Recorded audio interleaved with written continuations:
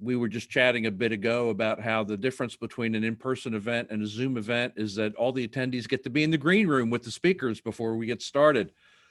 So what's the significance of the sewing machine patent? I'm known as the sewing machine guy, right? I mean, because of my article, The Rise and Fall of the First American Patent Thicket. So, and the sewing machine was the smartphone of the 19th century.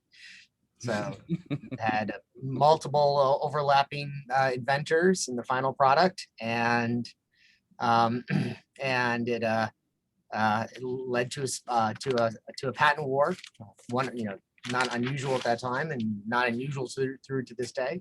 Was it Singer and somebody else? It was Singer and about 4 or 5 other people, actually. And they were suing each other in multiple states and in multiple courts, and it was a real patent war. It was Elias Howe, the owner of the patent on the lock stitch, and Singer, who Singer sewing machine, and Wheeler Wilson company. That's a Wheeler Wilson behind me. And that's about 140 years old, I think. Or what year is it now? That's about 140 years old, yeah. So and a couple other companies. It was called the Sewing Machine War at the time, because calling these things patent wars is not original to us.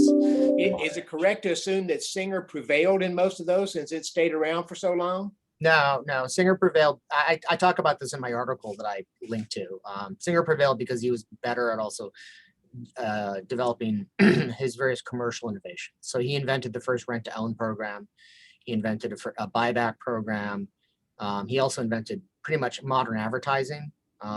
So he would put women operating his sewing machines in storefronts, which would create quite a ruckus at the time because people thought that women couldn't operate machines.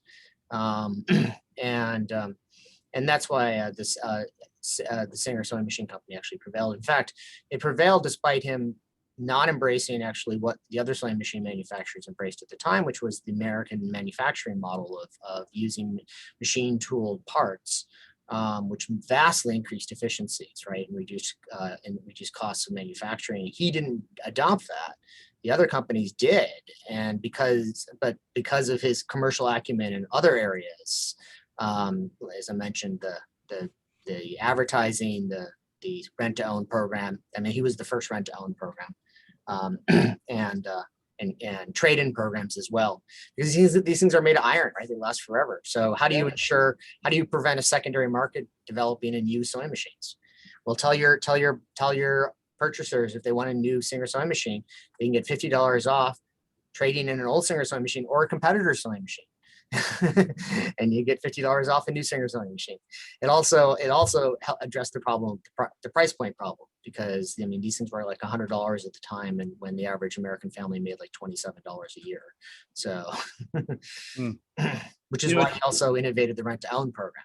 It's a great reminder that it's not enough to come up with a great product, but you also have to be a great marketer. And it sounds like he was great at innovating new business models as well as innovating new products, right? Yeah. Well, and he didn't invent everything he just invented a couple things that contributed to the final product in the sewing machine.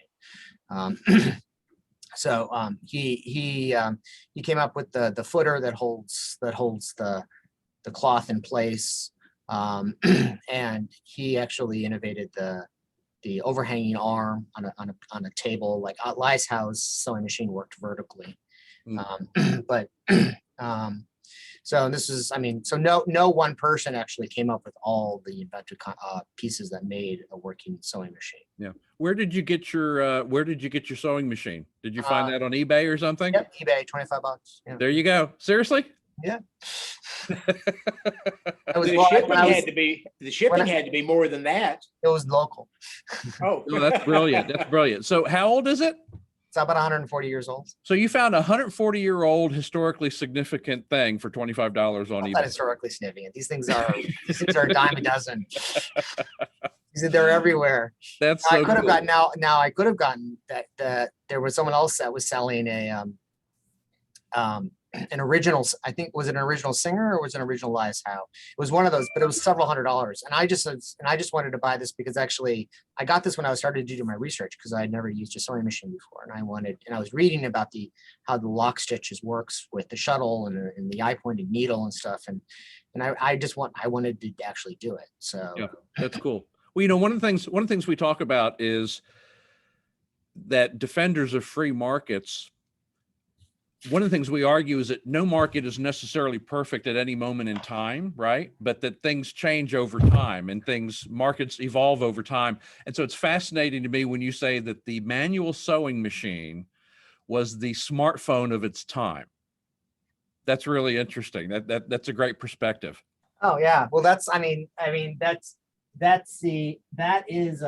the perspective, right? Is that any particular big technological advance of its time is the big technological advance of its time. So Right. it's only in retrospect. And this is a principle we have to teach in patent law because of every invention after someone comes up with it, it's totally obvious. Yeah, right. It's only obvious because someone invented it. Yeah, that's one of our great complaints right now with the Supreme Court, right? Is the obviousness standard, right? Yeah. Okay, well, it's obvious now. Mm-hmm. It's obvious now in retrospect, but it wasn't obvious before. So, all right, well, why don't it's about 6 minutes after the hour, so we've had a lovely conversation, but we're overdue to get started. So why don't we get started with our program? I want to welcome everyone for joining us today. Good afternoon. My name is Tom Giovanetti. I'm the president of the Institute for Policy Innovation. We are a 34-year-old free market think tank based in Dallas, Texas. I'd like to welcome you all to our 16th annual recognition of World IP Day this year in 2021, with today's Zoom discussion about patents and the vaccines with Adam Mossoff and Justin Pine. We appreciate you all being here. We know that IP is an obscure topic, but it's very important, as I think you will conclude when we're finished, even if you don't think so as we begin. I want to especially thank those of you who are joining us today who are IPI supporters. We really very much appreciate it. Your support makes it possible for us to do what we do, things like this. And if you'd like to become a supporter, you can let Addie Crimmins know. Addie Crimmins' email address is in all of your communications regarding this event. And Addie is our Director of Development and Events, and she would be delighted to speak with you about becoming an IPI supporter. Today, each of our speakers will be making a short presentation, and then we'll have a moderated Q&A, and then we will open up for questions from the audience. And now let's get on to our program. Property rights are foundational to a market economy, and intellectual property rights are foundational to a market economy in creative goods. If I'm a farmer, I'm going to grow enough crops to feed my family, regardless of whether or not there are property rights or not. But if I can be assured of the right to own and sell my crops, I have an incentive to produce much more than just what my family needs, and to produce enough to sell to others. Property rights might not be the only reason that people produce, but it encourages additional production, and it makes markets possible. It makes abundance possible.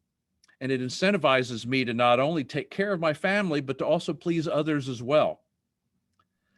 Similarly, people might still write poems and music and invent new machines for their own benefit without IP protection, but IP protection encourages huge increases in additional creativity and in additional production, and it makes markets in creative and inventive works possible. The founders recognized that property rights in creative works were an essential right, and that's why they included IP protection in the Constitution in Article 1, Section 8, not in an amendment, but in the original text of the Constitution. So we at the Institute for Policy Innovation see property rights in intellectual goods to be foundational to our creative, innovative American economy. We may not be the place where everything is manufactured or grown anymore, but we are the place where the best and the brightest can create and invent things and be assured of reasonable protections for their inventions. Now I'm flipping through my notes here. That's why we at IPI focus on intellectual property as one of our key issues. And it's why we went to the trouble of becoming an accredited organization with the World Intellectual Property Organization in Geneva, Switzerland. And it's also why for 16 years now, we have hosted an annual policy briefing on World IP Day. This year, as last year, our event is virtual rather than in person, but we look forward to hosting an in-person World IP Day event next year if things continue to improve as they are. Last year, our World IP Day event was entitled Patents and the Pandemic. and we were anticipating with hope the development of a vaccine for COVID-19. Today, 1 year later, we have 4 or 5 approved vaccines for COVID-19, which is remarkable and which I suspect outpaced the expectations of even our panelists last year. I'm looking forward to hearing from our panelists what they think are the implications for the patent system and the IP system and for biopharmaceutical innovation going forward as a result of this experience and this tremendous and unexpected success story. Our first speaker will be a longtime friend of IPI, Professor Adam Mossoff. Adam is a professor of law at Antonin Scalia Law School at George Mason University. His research primarily focuses on the theoretical justification for and historical protection of patents and other intellectual property rights as private property secured to inventors and creators. Adam's research has been relied upon by the Supreme Court, by the Court of Appeals for the Federal Circuit, and by federal agencies. He's been invited numerous times to testify before the Senate and the House of Representatives on proposed patent legislation, and he's a regular speaker at congressional staff briefings. His writings on intellectual property have appeared in the Wall Street Journal, the New York Times, Forbes, The Hill, Politico, and other media outlets. He is also a senior fellow at the Hudson Institute, where he is chair of the Forum for Intellectual Property, and he's a visiting intellectual property fellow at the Heritage Foundation. I'm not big on reading long intros, but we have one more short paragraph. Adam graduated with honors from the University of Chicago Law School, where he was a research assistant to our longtime friend, Professor Richard Epstein. He holds an MA in philosophy, specializing in legal and political philosophy from Columbia University, and an MA and a BA with high distinction and high honors in philosophy from the University of Michigan. And with that, Adam, believe it or not, that's the short version of the bio. Adam, we would love to hear your thoughts on what the experience of the last year tells us about the patent system and what the implications of COVID-19 are going forward for innovation and for intellectual property protections. What lessons should we learn? What should we take away from this experience?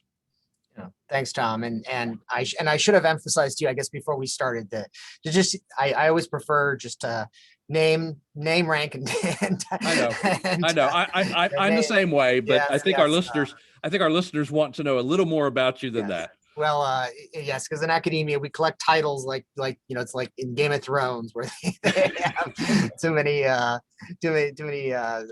titles, Dragon Slayer and all sorts of things. So no, but more seriously, it's really great to be back. Thank you for inviting me to speak. Real fan of IPI's work and of Tom and Merrill and Bartlett's work, and looking really forward to a fun conversation with Justin about I think what are some really important issues. So the pandemic, it's brought to the forefront what had been mostly policy debates and legal debates that have been occurring among specialists for a very long time about the intellectual property system, and in particular the patent system, and the role that it plays in helping to drive not just an innovation economy as you described it. Economic studies and historical studies consistently show that a patent system, meaning reliable and effective property rights secured under the rule of law and stable and political legal institutions, it's a key factor. Strong, consistent correlations like with other rights like property rights and right to liberty and bodily integrity, correlates very strongly with not just explosive economic growth like the United States experienced in the Industrial Revolution of the 19th century, but flourishing societies that we have seen in the past 200 years generally. And a lot of people, I will, in my opening remarks, I really want to just push back on what continues to be a very kind of conventional wisdom understanding of how the patent system works. That, oh, well, we really need people to invent, and we can't get them to invent unless we dangle this little monopoly interest in front of them. And that's what gets them to invent. And once they've invented, after that, it's easy because then we have the invention. Then you know, everyone now knows it, and it's wonderful because it's disclosed to the patent system. Well, if that's really just your concern, there's lots of ways that we can get people to invent. Humans have been inventing for thousands of years before there was a patent system, and you know, and there's lots of alternative systems and ways that we can approach incentivizing people to invent. We can have prize systems and tax rebates and government subsidies and all sorts of ways that we can get people to create, but none of those alternative systems do what the patent system does, which is what's made the US patent system in particular became the gold standard for the entire world in the 19th century. Germany and tens of other countries around the world replicated our patent system, and it's why they had then vibrant, growing innovation economies as well. And that is, we secured for the first time, as evident in our Constitution, a property right in a new invention and a new creation, technology broadly defined, because we also protect processes, which was a novel approach as well, because we recognize that process inventions are important, like the process of making a new drug, like a new vaccine. And this is the key. This has been the key to the success of the U.S. patent system, because it's the property right that serves as the bridge, as the bridge from the lab or the garage to the marketplace. Because it's not true that the work is done once the invention is discovered. And this is just as true in the biopharmaceutical industry as it is everywhere else, because you come up with the invention, but the thing that you've invented in your lab or in the garage or in the R&D department is not the thing that consumers end up using. You know, just one example, you know, Steve Jobs conceived of the iPhone in 2003. He conceived of it at that time, right? So, but it didn't release it until 4 years later, 2007. You know, it wasn't like he was just sitting on the iPhone going, oh, I have an iPhone. No one else in the world does, right? It's because he had to make it a usable product that consumers could purchase. He had to create the supply chain, the value chain across the board, just with entering into commercial contracts with manufacturers, Samsung to provide the glass and Foxconn to build the iPhone, because it's designed in Cupertino, not built in Cupertino. And, you know, and to get the chips, you know, the 2G, 3G, and 4G chips from Qualcomm, and so on and so on. And so it's the property right that serves as the basis for those types of contracts and commercial negotiations and commercial mechanisms that translate then the knowledge that's produced in a lab or produced in a garage or produced in an R&D department into real world innovation that consumers can purchase in the marketplace and everyone benefits. And this is as true in the high-tech space as it is in the biopharma space. And this is incredibly important because this is exactly what we've seen in the biotech field. And the fact that the biopharmaceutical industry was able to respond with the rapidity that it did was because they had a foundation that they had already laid down on the basis of having these reliable and effective property rights secured to them since the early 1980s that made it possible for them just to leap into action, because they had a knowledge base, they had the commercial agreements, they had the knowledge sharing agreements, and they had the infrastructure necessary and in place. And that wouldn't have been created but for the billions of dollars that it took to invest in it, not just to come up with the drugs themselves, but the information and the mechanisms to make those drugs possible as real world healthcare treatments. And that's really what this vaccine has made totally clear to, I think, beyond a doubt. It has been a vindication of what the U.S. started to do, and the U.S. took the lead in this in 1980 with a very important decision called Diamond v. Chakrabarty in 1980, where the United States said, alone amongst the world, we said, we are going to secure the fruits of the labors of the biotech industry. These are patentable inventions, and as a result of that, venture capital flooded, billions of dollars flooded into all of the scientists who were working on cutting edge innovations. And so you had a company, an entire company, Genentech, which came up with the ability to make insulin from bioengineered products. And this is what's made possible then an explosion in very inexpensive insulin. People complain today about the cost of insulin, but insulin today, compared to what it was like even 40, 60, 70 years ago, is incredibly cheap still, and incredibly abundant in ways that it wasn't before.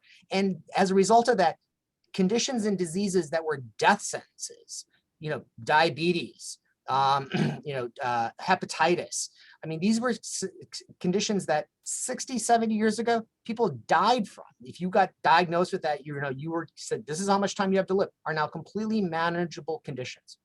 And this is the platform on which, when this pandemic hit, the biopharmaceutical industry immediately stepped up and said, yep, we got the ability to do this. And in fact, they did. And we know they did.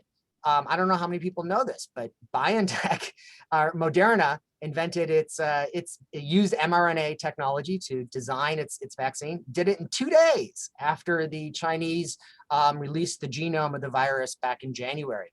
You know how long it took BioNTech which partnered with Pfizer? By the way, example of this, the BioNTech had partnered with Pfizer. You know how long it took BioNTech to come up with its vaccine? 2 hours. 2 hours. And so, and what was the 11-month delay? Well, that was going through the FDA regulatory testing process.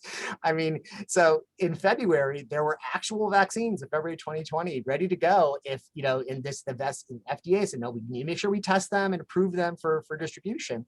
And so this is what has been made possible. Patents have facilitated an incredible response that's unprecedented in human history, and ensuring that the pandemic that is COVID-19 will be unlike any pandemic that we've had before, in the sense that, Spanish flu pandemic killed approximately 50 million people around the world at a time when the world population was 15% what it is today, right? That will not happen with the COVID-19 pandemic. And we had the biopharmaceutical industry to thank for that, and the patent system as its foundation that made the modern biopharmaceutical industry possible. So. Thanks, Adam. That's really striking. I had the privilege of meeting, you mentioned the Chakrabarty case. I had the privilege of meeting him years ago. And frankly, at the time, had no idea how significant he was and how significant that case was. I also appreciate you pointing out, we're moderns and we're lazy and we're spoiled. And we think that, we think COVID-19 is the worst thing to ever happen in the history of civilization. But I appreciate you pointing out the fact that actually, if you look at things like the Black Plague, the Spanish flu, and things like that, and this has actually been mild by comparison. Not to minimize the folks who died, the folks who we lost, but generally speaking, this has actually been a relatively minor thing compared to a lot of the plagues and pandemics that have struck the human race in the past. Yeah, Justin doesn't mind. We really don't have a perspective of how radical the modern pharmaceutical revolution was, which was made possible by the patent system. Yep. And because it's very risky and it's high costs, and I'm sure Justin will talk about some of these details. Sure. But the example that I always love to give is, in 1924, so this is less than 100 years ago, right? 1924, Calvin Coolidge's teenage son, 16-year-old son, dies because he was playing tennis on the White House lawn, and he injured his little toe, and he got a blood infection, staph infection, and he died within a week. This is the president's teenage son, and he died within a week. And this is 1924, less than 100 years ago. And why? Because the cheap, accessible antibiotics that we now just prescribe daily without thinking twice about it wasn't even discovered yet. Penicillin wasn't discovered until about 4 years later, and other type of treatments that we had that were just on the horizon hadn't come into existence yet either for bacterial infections. And so this is, this is how radical new this is, right? And less than 100 years later, we designed from the DNA up or RNA up, a vaccine for a pandemic, for an entirely new virus. I think a lot of us were familiar with that little factoid that it only took 2 days for Moderna to develop their vaccine. I had not heard before that BioNTech essentially got to their vaccine within 2 hours. That's amazing. Yeah. That's amazing. Okay, let me ask you one more question before we go on to Justin. Here we are 1 year later after having talked about this at World IP Day in 2020. Are you surprised or not surprised how quickly the vaccines were developed and brought to market? I'm surprised because technological innovation and the work of innovators is always surprising, right? I mean, it should be. If they're not true innovators, it's not surprising to you because if they're not doing that cool, incredible thing like flying a drone on Mars, similar type of incredible innovation brought to us again by the patent system as well. I was hopeful, and expectant that we would have very quick treatments, and repurposed treatments like remdesivir. I always have trouble pronouncing that one, and others. But to have actually multiple vaccines, and actually as of today, there's more than 1 billion people who've been vaccinated around the world now. I mean, this is just incredible, unprecedented in human history, and when we have the entire biopharmaceutical industry to thank for this. Speaking of which, our next panelist is Justin Pine. Justin is Senior Director of International Affairs at the Biotechnology Innovation Organization, or BIO for short. He's responsible for coordinating global digital and IP policies and overseeing engagement in Latin America. Justin has degrees in chemistry, philosophy, and law, all from Boston College, and was a Fulbright Scholar in Portugal.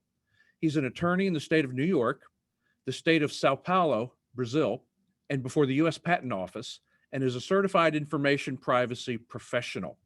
Prior to BIO, Justin was a research scientist in the pharmaceutical industry and practiced international commercial law in Sao Paulo. Justin, thank you so much for being with us today. We appreciate it. How many vaccines are there now that are approved in various places? Well, so that's a good question, because so if you have the Russia vaccine, Sputnik, and then Sinovac in China, a couple in China, got about 4 or 5 here. The AstraZeneca vaccine, not approved in the US, but approved elsewhere, for instance. It's pretty remarkable how much is out there. And I was going to say, I was thinking about how Adam responded to that last question of yours, Tom. By the way, thanks for the invitation, and it's a real pleasure to be here. And I thought, Adam, your intervention and introduction there is really great platform. Speaking of IP as a platform for innovation, it's a good platform for this conversation to kick it off. So thanks. But I think, certainly likewise hopeful, a year back that we'd have some treatment by now, whether it's a vaccine or, some sort of treatment options. But frankly, a bit stunned and surprised at how many, that we actually have an option, actually here in the US, I believe this is mostly a US audience, but you can effectively choose now, which vaccine you want. That I think is really surprising, a year out from last year's World IP Day. So yeah, certainly pretty incredible innovation that we've witnessed. Look, I'll just say there are so many things here to address that I'd like to share and hoping to facilitate more conversation. But look, vaccinating the world. Let's just turn to vaccines. I think that's the title of this talk here. Vaccinating the world's a colossal task. Not just developing, even if we're just speaking singularly of a single vaccine, developing the concept in the laboratory, thinking you've got it, and then actually investing in all of the clinical studies, getting that approval, for instance, from the FDA. These are massive undertakings, time-intensive, costly undertakings, risky undertakings. Obviously, where IP plays a huge role in facilitating the R&D and the partnerships to drive these innovations forward. There's another important angle when we think now. Once you have this product, this isn't just some widget, and you can just 3D print these vaccines or something, or create to scale up, maintaining high quality, safety, efficacy, doing it as efficiently as possible, as safely as possible, making as much as you can, because we're in the midst of a pandemic. there's a ton of innovation just right there, right? And so you have, IP, plays such an important role, not just in developing, let's just say, the vaccine, but then in the entire process of how do you scale manufacturing, how do you deploy these vaccines, and so I think it's important for those who aren't so IP savvy to understand, how the role IP plays in that entire chain of innovation, if you will, from the lab bench to literally, the moment it's jabbed in a person's, the shot is, administered, and someone gets a jab in the arm. So, Adam mentioned, for example, the role of patents, not just protecting, widgets, if you will, or things, but they protect processes. And so they're, our companies, scientists, spend a lot of time and energy and resources to improve these processes, to make these vaccines, or all biopharmaceuticals, as safe and efficacious as possible, and to address global demand. And I think that's the unprecedented. I think that's what's really remarkable nowadays, is how many vaccines we have, and frankly, understanding their major challenges still with getting the vaccine out globally. But like you said, 1 billion doses have been administered, and we're looking at estimates are that by the end of the year, we'll have about 10 billion doses of vaccine available, which pretty much covers most of the vaccinatable population, taking, not including children, minors, if you will, pretty much covers most of the globe. And that's by the end of 2021, just by current estimates. So look, our industry has, really been focusing first and foremost, now that we have these vaccines, and there, by the way, several more in the pipeline, companies such as Novavax, CureVac, these vaccines are out there, and they're already making investments to manufacture at scale, and signing licensing agreements with partners globally to hit these manufacturing and distribution goals, so that the vaccines ultimately reach people. So I think it's important to be mindful of these sorts of that sort of reality in the COVID vaccine world. And to bring it back to IP, another fascinating, I think, hallmark. I think there's a real, and we can talk about this more in the discussion, but I think that there's a really fascinating story here about, the U.S. private sector and U.S. scientists being ready, willing, and able to quickly, turn on a dime and dedicate resources and innovate as efficiently, as they have. And something, to be really mindful of, and this is really the lifeblood of economies across the United States, but the role of the small and medium-sized enterprises, as well. I mean, nobody heard of Moderna. Right. Very few, if any, here probably know about Novavax, or nobody knew about BioNTech in Germany. But the role of the small, medium-sized companies here, these entrepreneurs, the entrepreneurial spirit that's so quintessentially really American because of the IP system that's existed for decades.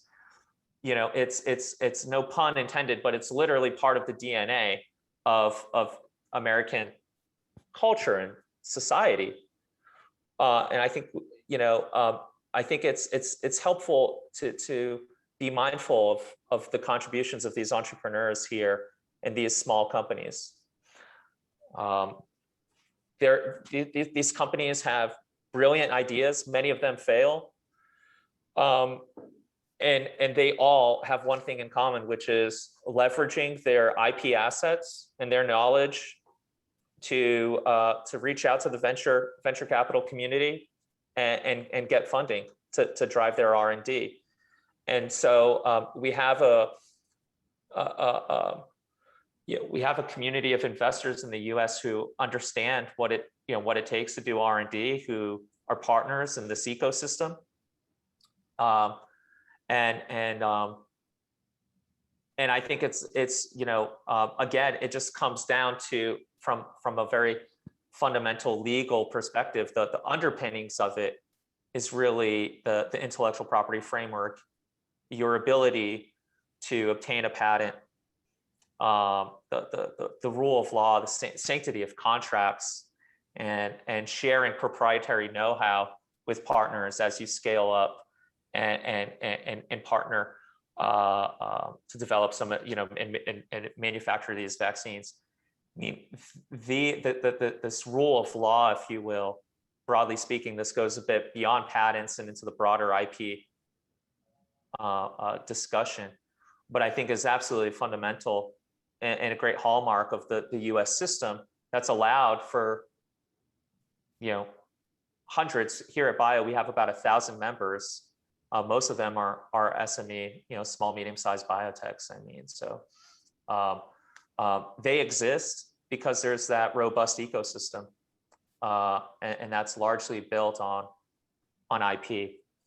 So I'm happy to go into more detail there. I do think that, and maybe we can talk a bit more as well about some of the challenges on the horizon. But unfortunately, there are some proposals out there.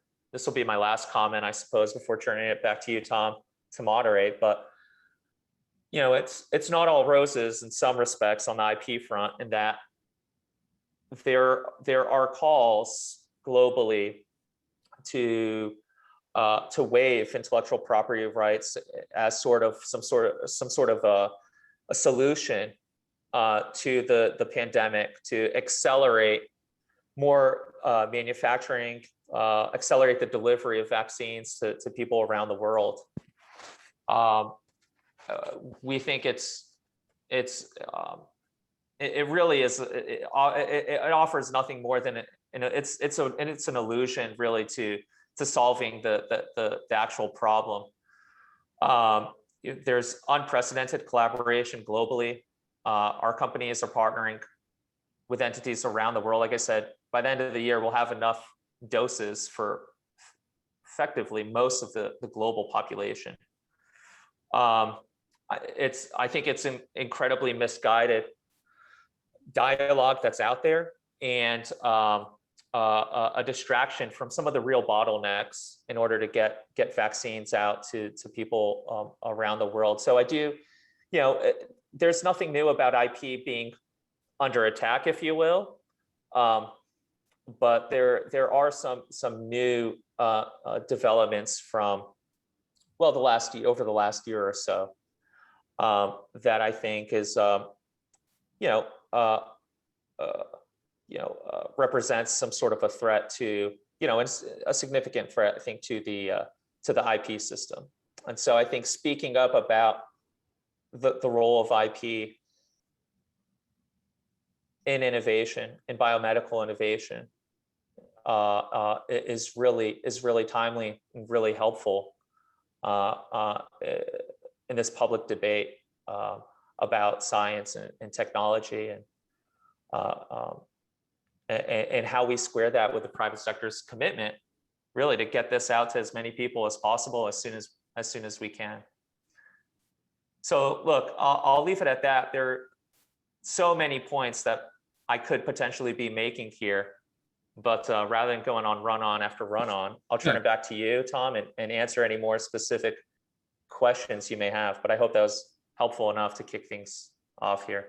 Absolutely. That was terrific. And we do want to cover all of those topics one way or the other through the Q&A. And I'm going to throw the first question to you, Justin, but I also want to invite Adam. Any question that we ask, we invite both panelists to chime in if they have something to say. And I'll lead off with a few questions, and then I'll turn it over to some of our other participants here to ask some questions as well. Justin, I thought you made a really interesting point about small and medium enterprises, because that really kind of is the nature now, especially in biologics, right? Is that you have these small risk-taking biotech companies. And if they do happen to succeed, if they do happen to get, a molecule or a treatment, if it actually does end up working, then they need to partner with a larger company, a larger traditional pharmaceutical company in order to scale and in order to get the distribution done. But for that larger company to have the confidence to spend money, they've got to know that that small biotech company has a strong property right too. So the property right is actually what makes it possible for investment to come in and actually scale that up, right? Yeah, no, absolutely. Now, I wouldn't say the small, medium-sized company needs the larger company to scale up. I mean, they could conceivably get the capital elsewhere to grow, but sometimes it's just the more efficient, and so, they have choice. It's not like they don't have a choice, but largely what you see a lot of these types of partnerships where they will partner with a larger entity, precisely, because there are a number of reasons, but especially when you start to go global and you start to think about conducting clinical studies around the world, a lot of the small companies simply don't have those connections or that expertise or the resources to do that. It would just take a longer time, perhaps, to get the resources needed to go and do that. And I think it's a great, a hallmark of the IP, of a strong IP system, is it encourages these sorts of partnerships. It's ultra competitive, but it's also ultra collaborative in a way. And like you said, it's because of these property rights that you're able to confidently and swiftly, build these relationships of trust and confidence, and share, share your know-how, be valued for your IP and your patents, appropriately, and drive innovation forward. And oftentimes what you see with these collaborators, it's not like, they just collaborate and, they're working on a singular thing. Oftentimes they co-develop. And so you'll often see patents being granted where, with both companies together, they're also pooling resources to do R&D. And I think that's something that, we like to see, and we as global society should encourage, and we want to see more of that sort of collaboration. But without a doubt, it's because of the strong IP system that provides this security, if you will, and this confidence to enter into these sorts of agreements from a very fundamental contractual, legalistic point of view. Yeah, no, when you talk about partnering, and when you talk about contracts, you're essentially talking about licensing, right? And licensing is really impossible without knowing who owns what, right? Who owns what rights are we retaining? What rights are we selling? What rights are we leasing, et cetera, et cetera. And you just can't do that without the property right, without understanding who owns what. Yeah. No, precisely. And the great thing, I don't know how deep in the weeds we need to get on patents, but a patent has a very narrow, if you will, a patent is essentially protects whatever is claimed in that invention. So it's very clear. It's actually in practice quite, sophisticated to understand what these claims are protecting, but exactly where to go in the patent to understand, what is this patent, what is being protected, what is the asset here in this patent. So it's a really helpful tool, of course, for building these relationships and partnering. Yeah. And that's within the U.S. and it's global, by the way. So we need a strong IP system in the U.S., but that's not enough. We need a strong global IP system as well. Adam, when Justin is talking about licensing and collaborating and things like that, I'm reminded of our friend Scott Keefe and how he likes to describe patents as a flashlight in a dark room, right? And it allows other people to find out what you have and to find you and to find your invention and to add whatever inventiveness and expertise or distribution or whatever they might have to what you have. Mhm. Yes, I mean, patents from the get-go, they were referred to by courts as title deeds because they were property rights, and they served as, what does a title deed do for you as well? Why did we develop title deeds as opposed to just saying, hey, this parcel of land is my land? Is because the title deed is the clear, more effective, more efficient signal. You collect all the title deeds in one place, like the patent office or your county recording office. They all have formalized language and terminology for what they convey, what the rights are, and that facilitates commercialization and exchanges, and it makes it more possible for people to not just buy and sell, but to use them as collateral, right? Which is what happens with startups, is that the venture capitalist says, I'll give you money, but you have to offer me something in exchange. Well, you can have my property right in exchange, like we get loans for our homes, and we see this on Shark Tank every week. That the patents serve this exact function as property rights. And they serve this function massively in the biopharmaceutical context. I think the last number I saw was the last data we have is from 2018, which was $129.5 billion of private industry financing was done just in our, private R&D financing. And that's more than 4 times what you have from the public financing institutions like NIH. And so, I mean, and that's really important to recognize, right? I mean, this is what's really driving these innovations. A lot of people think it's the government, and it's not the government. It's, I mean, the government entered into a lot of deals in these instances, advanced purchase agreements and things of this sort. But, but Pfizer and BioNTech and Moderna, they developed their vaccines on the basis of them already having made massive amounts of R&D investments in creating the infrastructure necessary, creating the knowledge know-how, creating the licensing deals that are rampant and prolific in the biopharmaceutical industry to make possible the types of innovations like the vaccines. Adam, most of the people in our audience are not IP lawyers. Mm-hmm. And so I want to hit what may be some obvious points, but I think they're worth pointing out. A lot of times patents are described as monopolies. And of course, the word monopoly has a negative association. It's worth pointing out, I think, that you can't patent the idea of a vaccine against COVID-19. You can only patent a specific molecule or process or something like that.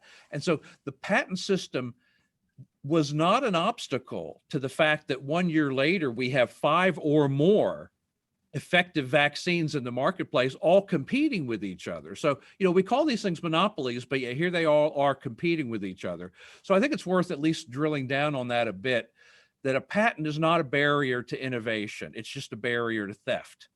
Yeah. My professor and mentor, Richard Epstein, likes to say, monopoly and property rights are just are different sides of the same coin, right? There's no more a monopoly interest in a patent than a homeowner has in their piece of land. I mean, which is unique and unusual, and it's only that one piece of land. There's no other piece of land like that, and yet there's a housing market. There's a vibrant competition in homes and things of this sort. That's exactly it, right? Yes, monopoly is it's used as a rhetorical cudgel, unfortunately, in the policy debates without a lot of lack of clarity. Justin, you and I both have philosophy backgrounds, so we both appreciate kind of being sure that we're clear in our concepts, and this was the key point, is that yes, patents were born originally of monopoly grants by the crown, which were like classic commercial grants hundreds and hundreds of years ago, but property rights and land were originally born of monopoly privileges bestowed by the crown on dukes and other lords. But we, the United States, we said, yes, well, this was the practice then, but we are breaking from that practice. We are going to actually embrace a property rights perspective on this. And yes, so we also talk loosely about, oh yes, patents protect ideas, but that's very loose language, because if it was true, literally thinking about an invention would be a patent infringement. And we all know that doesn't happen. So yes, it protects the actual thing invented in the real world for the period of the patent term, and what you can do with that in the same way that for the period of a person who owns a limited property interest, maybe even like a life estate or leasehold, you have a protection of how to decide how that will be used as well. And it's just the way the property rights facilitate innovation and commercial exchange, so do patents. Yes. The other objection to patents in this area that that always bothers me, and I think it's worth addressing, is that one of the geniuses of our patent system is that it requires disclosure of the invention, right? So it almost immediately, the public does in fact benefit from the new knowledge. They can't copy it, they can't steal it, but they can certainly go with it, right? And they can improve it, they can build upon it or whatever. And so the alternative to patents is not all this knowledge just laying around everywhere. The alternative to patents is people not disclosing their inventions, right? It's trade secret. It's hiding their light under a bushel rather than sharing their inventiveness with everyone else. Yeah. People don't remember this because it was replaced by the patent system, but the actual institution that was replaced by the U.S. patent system, or by patent systems more generally, were guilds, which were guild systems which locked down knowledge, trade knowledge, right? And and the whole function of a guild was to keep the guild craft knowledge secret and contained. And if you spread it around, you went outside the guild, they killed you. Yeah, it's almost Gnostic, right? You have to be part of the group in order to have the knowledge. Yeah. And you got the disclosure function, right? Exactly, of the patent system, which then facilitates people to do what we call in patent law design around, to create competing products and competing services, and to build upon it and improve upon it, because then they build something else on top of it, and they turn around to you and say, you'll make even more money, and you enter into a licensing deal with them, which is what happens all the time. Happens zillions of times in the biopharmaceutical industry. Someone comes up with a molecule and someone comes up with another process, another way or method of using it, and they enter into a licensing deal with each other. Yep. So I'm going to ask Justin one more question, and then I'll let others play in the sandbox as well. Justin, we have an international agreement called the TRIPS agreement. And part of the TRIPS agreement and part of I think it's called the Doha Declaration, essentially is that countries are permitted to do compulsory licenses on patented drugs and molecules in times of public health emergencies and things like that. And of course, a pandemic is definitely a health emergency. So have we seen other countries taking advantage of COVID-19 to try to make expansive compulsory licensing claims, or is that still lying ahead of us? So sadly, we have in the therapeutics space, for instance, so respect to Gilead's from Desivir and some other therapeutics to treat COVID symptoms. There are calls for compulsory licensing. I think there's an active compulsory license in Russia, for instance, and calls in some other jurisdictions. So you're starting to see that. And like I alluded to earlier, there is now this push for initiated by South Africa and India to waive the TRIPS agreement, waive TRIPS during the global pandemic. Their argument being that by waiving IP rights, this would essentially lead to more availability of vaccines, would allow for manufacturing, for companies around the world to manufacture. There are a number, we can dissect this and probably would need another hour, but it's a very unfortunate play, if you will, to pin the access issue on intellectual property rights and not pin it on other issues like supply chain. Right. Fact of the matter is, most of the TRIPS commitments don't even really apply to the least developing countries, and so they're talking about, you're talking about the global South. I mean, there aren't really patents there anyway for a lot of these technologies. So I think there are significant challenges around this TRIPS waiver that unfortunately, suffice to say, I think paints this picture that IP is the barrier to access, which you see in the US context with multiple competition amongst vaccine manufacturers. It's the furthest thing from a monopoly, like what you were saying, Tom. There's you actually have a lot of competition and availability in the free market, playing a role. So yeah, there you see some compulsory licensing, and you're seeing this TRIPS waiver gain some steam. And I'll stop there on that. Yeah, I guess it was kind of inevitable, but on the other hand, for some of these least developed countries that you're talking about, the barrier is not IP, the barrier is infrastructure, right? It's a healthcare delivery system, and it's Absolutely. Roads, and it's transportation, and it's trained people to administer and handle the vaccines and things like that. Yeah, precisely. And so I think supply chain's a real issue as well. I mean, it's you cannot if the goal is to quickly eradicate COVID, a greenfields approach to setting up some sort of manufacturing facility, in a number of different countries is just not going to immediately do much to address COVID. And if anything, it's only going to stretch the supply chain. There are other things we can do. Export restrictions on vaccines. The U.S. government just announced releasing AstraZeneca doses to other countries from the U.S. There are a number of things that can be done where we here in the U.S. and the developed world can, help to make support equitable distribution and access to these vaccines. I think, the industry is committed to that, certainly. But getting rid of IP is not going to do much to address this issue.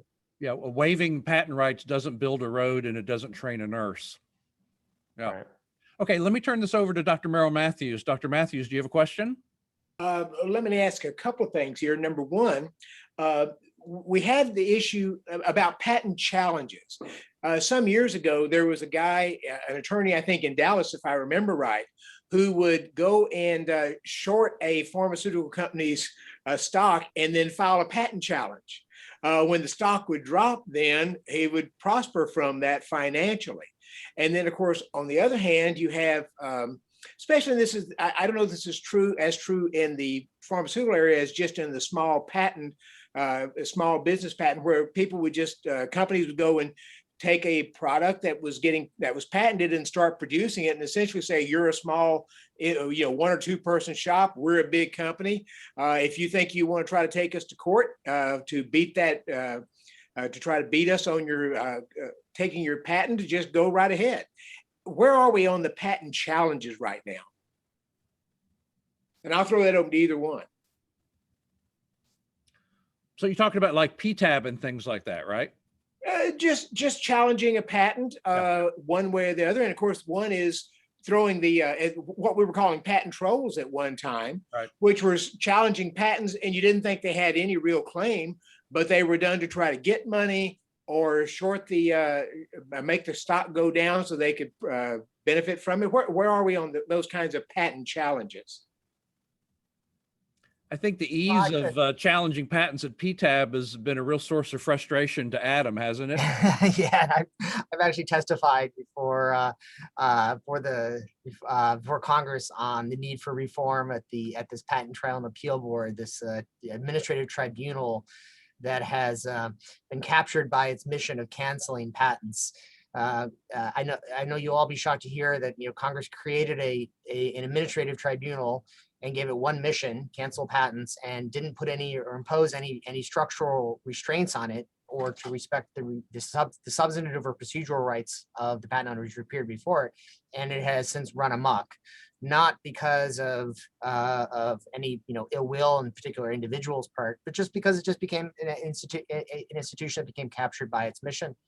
And it's had anywhere from 70 to 100% cancellation rates, and a massive procedural and substantive problems. running from panel stacking to reach, stacking of the panels of the administrative judges to reach preconceived results, to denial of statutory rights, to amend patents, to serial petitioning, to problems like Kyle Bass that you mentioned, to people who were themselves are abusing the PTAB. And the problem with this is that it's created an environment where patents are no longer reliable and effective property rights, because the moment a patent becomes successful, people immediately turn around and file 30, 40 challenges against them at the PTAB, including biopharmaceutical patents. And so if you're an investor and you're looking, or you're a business partner and you're looking for a solid foundation on top of what is already by itself a very risky investment, to add this extra layer of administrative risk that is not represented by a reliable and effective and stable institution like the PTAB, it is not, then you undermine deeply the investment facilitating features and the commercialization facilitating features of what patents serve as property rights. And the data is starting to show this. So you've had venture capital investment starting to shift out of patent intensive industries like in medical devices, some in the biopharmaceutical space, and shift to places like restaurants and hotels and services industries and things where they don't rely upon IP. Do we want to become a country known for having great hotels, or do we want to be a country known for what we've been known for the past 30 or 40 years, which is where we produce almost 2/3 of all new medical innovations in this country? I think this is a foundational question about what we want to be known for. And the patent troll narrative really fed into this. And it was largely a narrative. Yes, there were some bad actors, but just like the robber baron narrative of the 19th century, are there some bad actors that they could highlight? Yes, but was there a systemic problem that requiring a systemic reduction or elimination of patent rights was never fully proven, but nonetheless, it just kind of captured the imagination and just captured judges and politicians, and has facilitated this continuing weakening of the U.S. patent system. And I'll target this next question to Justin. So President Trump pulled us out of the Trans-Pacific Partnership, the TPP. We were not a fan of that. Is there a chance to, our sense was that was going to help prescription drugs, the pharmaceutical industry. Is there a chance to get back into it? I've heard some rumblings that we might try to get back into it. Where are we on that? I do not know. So I am sorry. I meant this for Adam. Yes, that's right. Adam, do you know where we are on that? I don't have any insights on where we are with the TPP. Like you, I was a supporter of it. I didn't think we should have pulled out of it. Unfortunately we have. So You're not sure where that's going. And then since then you've had USMCA, and I think what I will say is, we want the US government to continue create, like I said, it's not enough to have a strong IP environment just in the US. You do need a global ecosystem where we're all, playing by the same or very similar rules. And so the US government and the US trade representatives have important roles in advocating and ensuring that US trade policy has strong IP commitments there from our key trading partners. And I think we should, not to get too geeky about it, but there are a lot of implications if we don't uphold the strong IP policy in these trade agreements. And so it sends a signal to the world. It ends up trickling down domestically as well, influencing domestic IP policy. Dr. Matthews is our resident scholar here, and although this is not a trade briefing, what Justin just mentioned is exactly why that was a relevant question, that we historically use trade agreements to try to get our trading partners to adapt higher IP standards. And as you say, we need other countries around the world to have high IP standards, not just the US. I want to invite our research fellow, Bartlett Clellan. Bartlett, do you have a question? I do. You started getting to it, so I just want to push this a little further. So we heard about the international calls, India and I think South Africa are the ones who are pushing at the WTO, their letter, and other forums. But I believe we've had some push here on Capitol Hill as well, and wondered if we could get, if you were aware, and any update on what's going on there. And I'll be a little more specific. My understanding is that a group of legislators, I don't remember who, maybe we don't know, went to the White House to push the Biden administration on this exact same point, trying to get Biden to break some patent protections for coronavirus vaccines. And so my first question is, do you have any update on where that stands? Number two, do you have any understanding where that might head?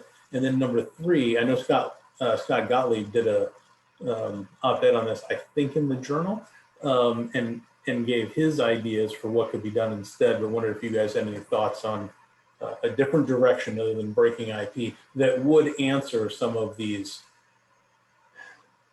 arguments that sound good on the surface, but don't necessarily hold water when you run the analysis. Anyway, all right, to both of you. So I'll just say, I'll try to be as brief as possible here, but certainly there have been a number of senior people on the Hill. Both houses have